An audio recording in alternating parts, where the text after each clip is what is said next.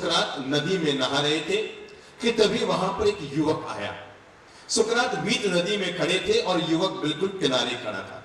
किनारे खड़े हुए युवक ने सुकरात से कहा, महाराज, दुनिया भर के बड़े बड़े संत और ज्ञानियों के पास जाकर आया हूं। दुनिया में जितने जितने बड़े बड़े पंडित और शास्त्रज्ञ लोग हैं, मैं उनके पास जाकर आया हूं और अब आपकी सेवा में आया हूं। मेरे मन में एक प्रश्न है, कृपया आप समाधान करें। बीच नदी में नहाते हुए सुकरात ने कहा, बोलो भाई बोलो, तुम्हारा क्या प्रश्न है?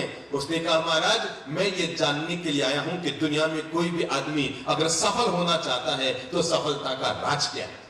जिंदगी में किस्मत के बंद तारों को खोलने का तरीका क्या है और जीवन में ऊंचाइयों को प्राप्त करने का मार्ग क्या है? जीवन में कोई आदमी अगर सफल होना चाहता है तो उसके लिए रास्ता क्या है?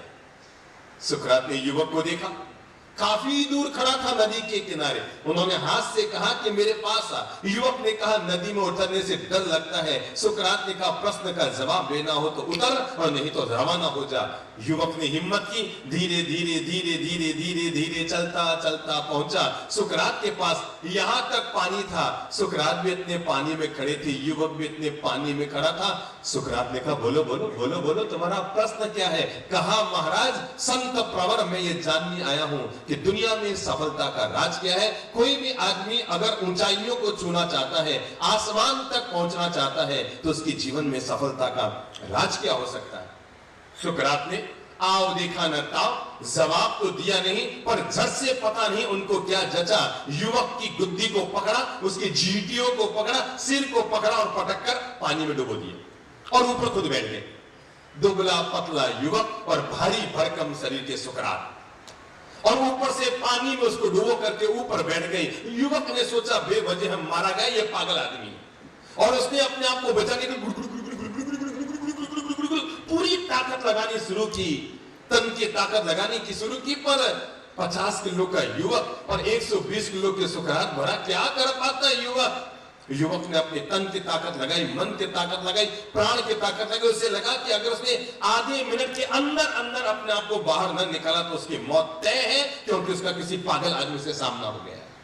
मैं ज्ञानी समझकर प्रश्न पूछने आया, पर ये बेवकूफ मुझे ही पानी में डुबो रहा है। मेरा किसी पागल आदमी से सामना हो गया। उसने अपनी ताकत लगानी शुरू की, पर कुछ परिणाम न पा सका। सुकरात भारी भरकम शरीर के थे, उसने अपनी और ताकत लगाई, तन की, मन की, प्राण की, आत्मा की, जितनी उसके भीतर ताकत थी, सारी ताकत एक साथ बटोरकर ईश्वर को याद किया और जोर लगाकर धक्का मारा। सुकरात को नीचे पटका, बाहर निकला। सुकरात खड़े हो गए, मुस्कुराए, कहा, खड़े हो जाओ। युवक ने कहा, महाराज, पागल हो, बेवकूफ हो, मूर्ख हो, मुझे अभी जान से मार देते। सुकरात ने मुस्कुराते हुए कहा, युवक, मैं तुम्हें जान से थोड़ी मारा था, मैं तो तुम्हें जान डाल रहा था। मैं तुम्हें जान से नहीं मारा था, मैं तो तुम्हारे भीतर जान डाल रहा था। अरे तुम ही तो पूछने आए थे कि सफलता का राज क्या है, तो मैं तो तुम्हें जिंदगी में आगे बढ़ने का, प्रगति करने का, आसमान की ऊंचाइयों को छूने का, किस्मत के बंद तालों को खोलने का रास्ता दिखा रहा था। युवक ने कहा, पागल कहीं के, रास्ता दिखा रहे थे, मैं मर जाता अभी। संत ने कहा, सुकरात ने कहा, क्यों इतना सा बता दो, जब तुम पानी में डूब रहे थे तो अपने आप को बचाने के लिए तुमने कितनी ताकत लगाई? 10, 20%, 40, 50, 60%, 70, 80, 90% या 100%? अरे महाराज, क्या 100%? मैंने अपने तन की, मन की, प्राण की, आत्मा की, जितनी मेरे भीतर ताकत की, सारी ताकत मैंने एक साथ लगाई और तब मैं कहीं बच पाया। सुकरात ने कहा, जाओ युवक, जाओ। जिंदगी भर याद रखना, कोई भी व्यक्ति अगर सफलता के द्वार खोलना चाहता है और आसमान की ऊंचाइयों को छूना चाहता है, तो जितना तुमने अपने आप को बचाने के लिए ताकत लगाई, जितनी तुमने अभी अपने आप को बचाने के लिए ताकत लगाई, जिस दिन अपने आप को बढ़ाने के लिए उतनी ताकत लगाओगे, तुम दुनिया के सबसे कामयाब इंसान बन जाओगे। जिंदगी में इंसान के हाथ में 2 चीजें होती हैं, नंबर 1 किस्मत और नंबर 2 पुरुषार्थ। किस्मत इंसान की बनती है सत्कर्म से। याद रखना, बैठे ठाले निकम्मे न तो आदमी की किस्मत खुलती है और न ही किस्मत के बंद दरवाजे खुलते हैं। आदमी न तो किस्मत बना पाता है, न किस्मत के ताले खोल पाता है। जिंदगी भर याद रखेगा, हरी घास हरी तो होती है, पर उसे हरा रखना पड़ता है। और आप मुझे बताएंगे कि हरी घास को हरा रखने के लिए क्या करना पड़ता है? बोलो बोलो बोलो बोलो, सब बोलो, बुद्धि लगाओ बेटा, आप भी सोचो, 5 साल के बच्चे आप भी सोचो, हरी घास हरी धूप को अगर हरा रखना है तो क्या करना पड़ता है? सोचो सोचो, क्या करना पड़ता है? क्या करना पड़ता है? पानी डालना पड़ता है। जिंदगी भर याद रखना, हरी घास हरी तो होती है पर वो अपने आप हरी बनकर नहीं रहती, उसको हरा रखना पड़ता है। और उसको हरा रखने के लिए रोज उसमें पानी डालना पड़ता है। हमारे भाग्य और हमारी किस्मत भी ऐसी है, ये हमें मिलती तो अच्छी है पर इसको अच्छा बना कर रखना पड़ता है। जैसे हरी घास को हरा रखने के लिए उसमें पानी डालना पड़ता है, वैसे ही किस्मत को हरा भरा रखने के लिए आदमी को सत्कर्म करना पड़ता है। इंसान की किस्मत बनती तो सत्कर्म से है, पर इंसान की किस्मत खुलती उसके पुरुषार्थ से है। 2 शब्द समझ गए? इंसान की किस्मत बनती है सत्कर्म से। जो कल किया है आज आदमी उसका परिणाम पाता है, जो कल बीज बोए हैं आज आदमी उसका फल पाता है। इंसान सत्कर्म करके अपनी किस्मत को बनाता है, पर पुरुषार्थ करके अपनी किस्मत के बंद तालों को खोलता है। माना कि हर बीज में कोई पेड़ छिपा है, पर याद रखना यूं ही बैठे ठाले पड़े, अलमारी में पड़े हुए, कांच की डिब्बे में पड़े हुए कि जमीन पर पड़ा हुआ कोई भी बीज कभी भी वृक्ष नहीं बनता। जैसे बीज को वृक्ष बनने के लिए माना कि दुनिया का हर पेड़ किसी न किसी बीज में होता है, लेकिन बीज को फूटना पड़ता है। और जब तक बीज फूटने को तैयार नहीं, आगे बढ़कर लहराने को तैयार नहीं, धूप खाने को तैयार नहीं, बरसात सहने को तैयार नहीं, चोट खाने को तैयार नहीं, तब तक बीज खिलकर नहीं आता। और ऐसे इंसान की किस्मत के बंद ताले भी कभी खुलते नहीं। जीवन के अंधेरे को कोसने की बजाय जिंदगी में जो इंसान मेहनत की मोमबत्ती जलाते हैं वो एक दिन कामयाब हो जाया करते हैं। मैंने आपकी बात की शुरुआत में कहा था, इस दुनिया के 70% लोग ऐसे हैं जो किसी गरीब के घर में पैदा हुए थे। दुनिया में जिनके नाम चल रहे हैं ना, दुनिया में जिनके बड़े बड़े नाम चल रहे हैं, मित्तल से लेके धीरूभाई अंबानी तक, ये जितने दुनिया भर में बड़े बड़े देश में नाम चल रहे हैं, उनमें से 70% लोग ऐसे थे जो आपके तरह किसी खाते पीते घर में पैदा नहीं हुए थे। वो आपसे भी ज्यादा नीचे, माना कि आप जहां पैदा हुए, आपने मुंबई में आकर अपने भाग्य के बंद दरवाजे खोले। पर मैं आपको बता दूं, इस दुनिया में 70% लोग ऐसे थे जो किस्मत के मारे थे। भगवान ने उनको किसी गरीब झुपड़ झोंपड़ी में पैदा किया, लेकिन इंसान बढ़ना चाहे और बढ़ ना पाए।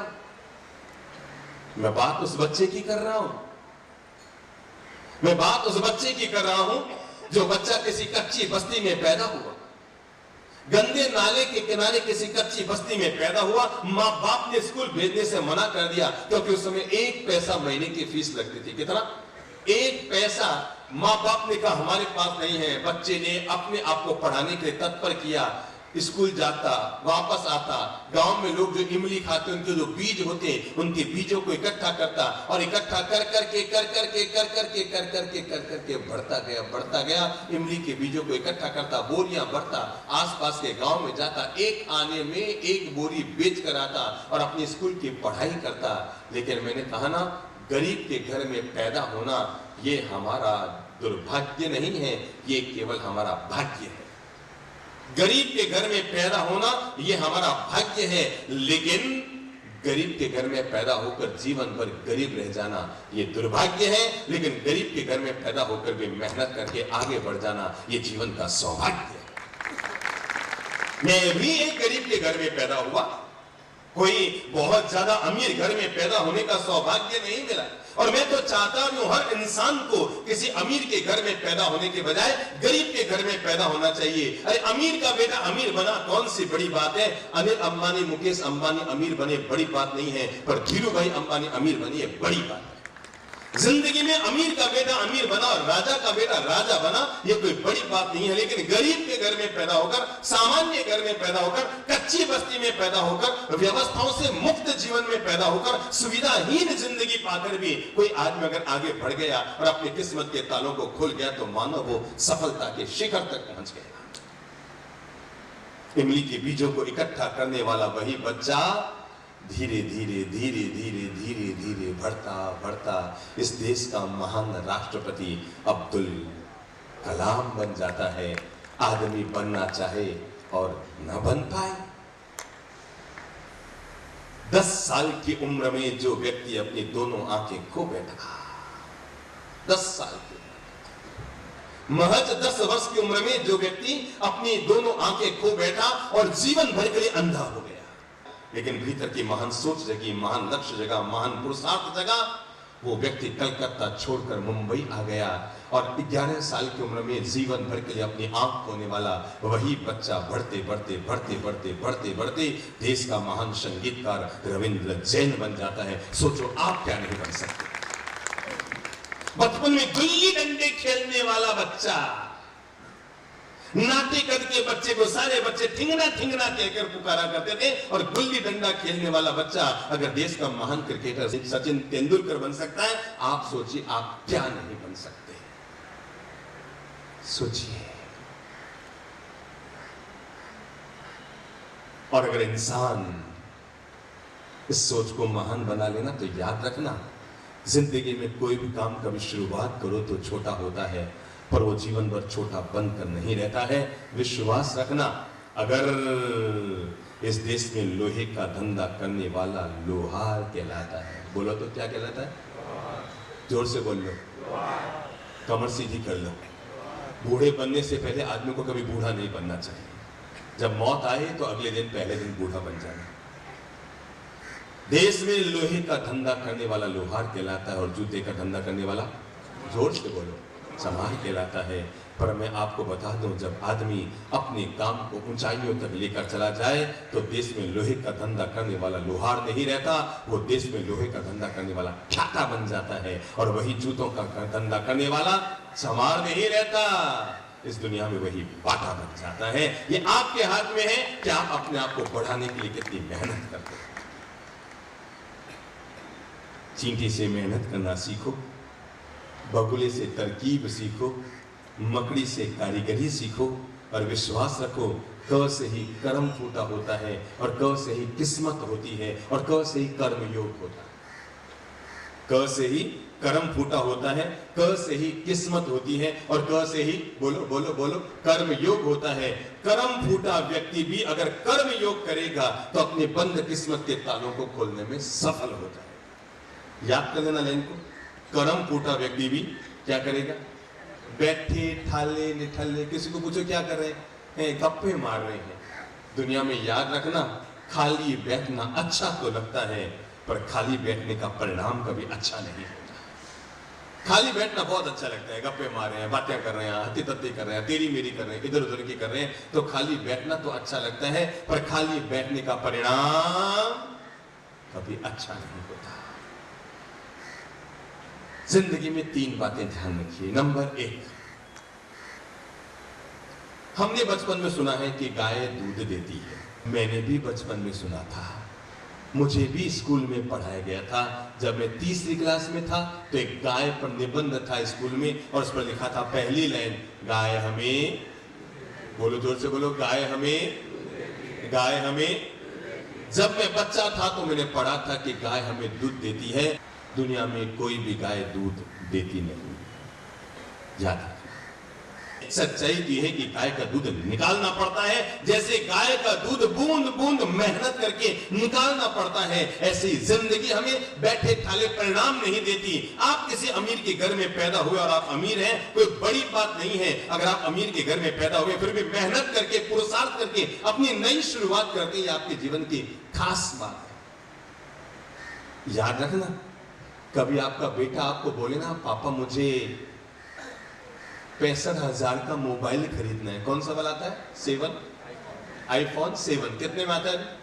जब आपका बच्चा मांगे ना, पापा मुझे आईफोन लेना है, 6 और 7 लेना है, 50,000 का लेना है, अपने बच्चे को जरूर दिलाइएगा, मना मत कीजिए।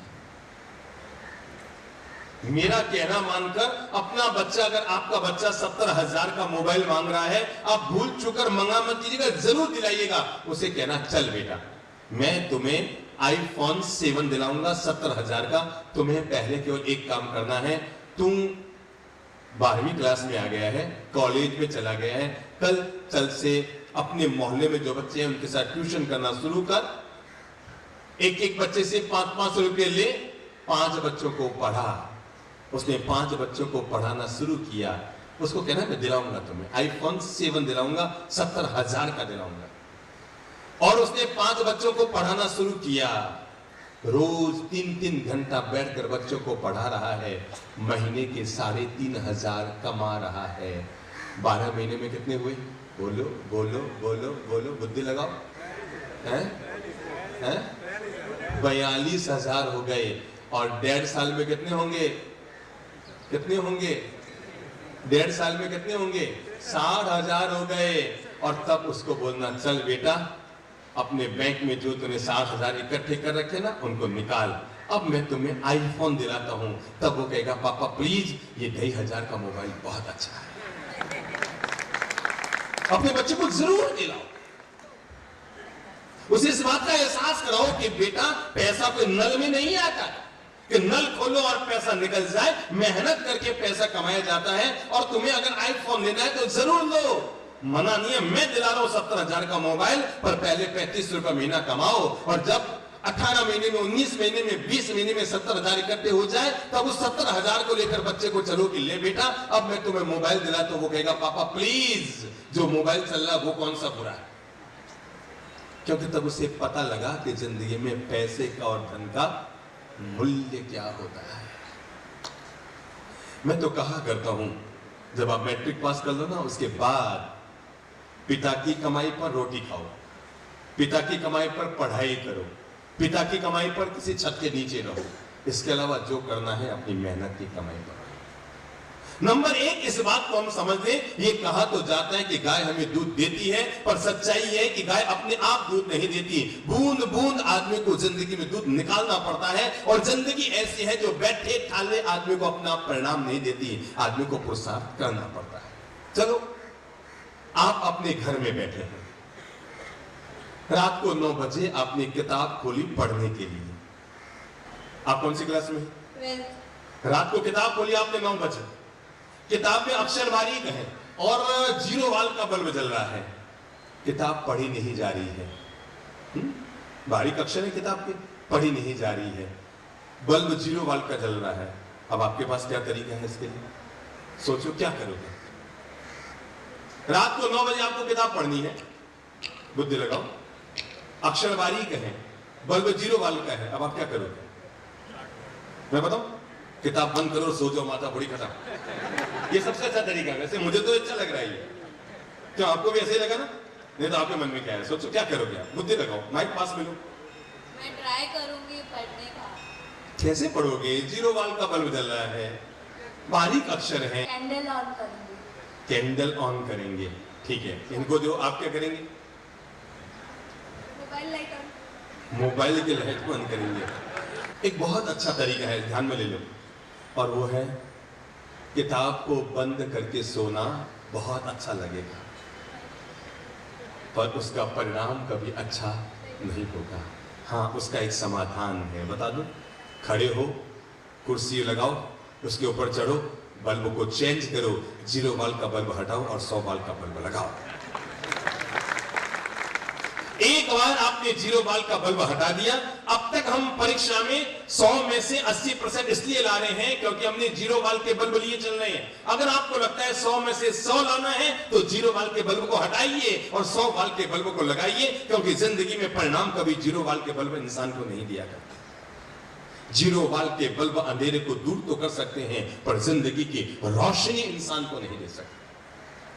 नंबर 2, अगर जिंदगी में जितना पुरुषार्थ कर रहे हो उससे परिणाम नहीं आ रहा है तो पुरुषार्थ करना बंद मत करो, पुरुषार्थ को और आगे बढ़ाओ। विश्वास रखो, आज नहीं तो कल, कल नहीं तो परसों। अपने मन में विश्वास रखो, ईश्वर तुम्हारे, बोलो तो हाथ ऊपर करके, ईश्वर हमारे। और अगर साथ है, जब से ये पता लग गया कि ईश्वर मेरे साथ है, तब से मैंने सोचना बंद कर दिया कि डरने की क्या बात है।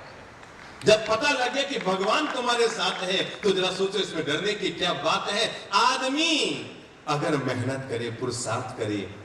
हम एक कॉलेज में गए, बड़ा महाविद्यालय था, हमारे प्रवचन सत्संग का आयोजन किया गया।